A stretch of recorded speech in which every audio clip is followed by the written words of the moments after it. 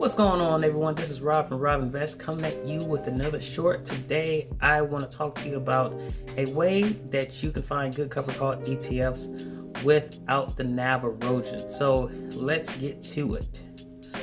So in order to find a good cover call ETF without the NAV erosion, look at the underlying and compare the yield to the total return of the other underlying. So for an example, let's take QQQ, which is the underlying, and QQQI, which is the cover call ETF. Now QQQ pays a 14 to 16% average yield since inception.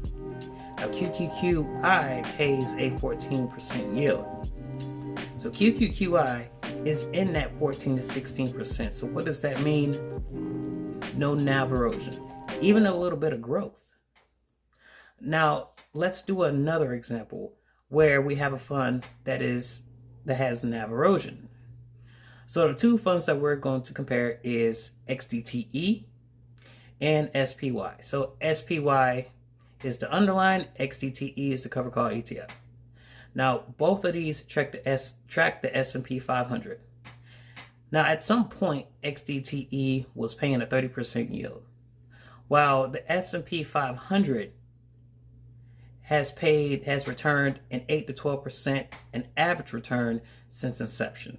Now, since XDTE's dividend yield is much higher than the average returns of the S&P 500, the NAV has eroded, and you guys can go look at the chart yourself.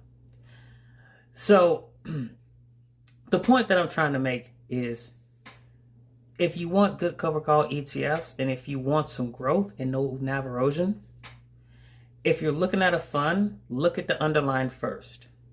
When you look at the underlying, look at the average return. If that yield is at or below the average return of the fund, then you're in good hands. All right, guys, that's all I have for you. See you guys in the next short. Thanks for watching.